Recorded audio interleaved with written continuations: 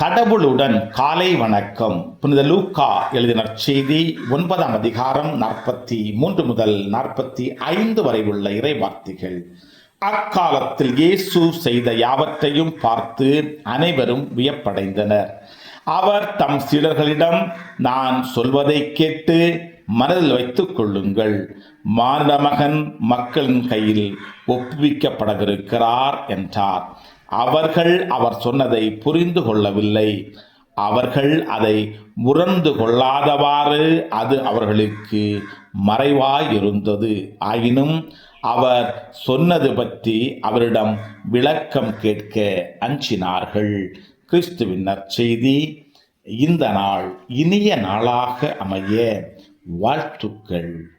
பல பல பல புதுமைகள், பெருமைகள், இனிமைகள் இறங்கிய நல்ல நாள், ஒரு நல்ல நாள், நம் தேவன் தந்த நாள், இது நல்ல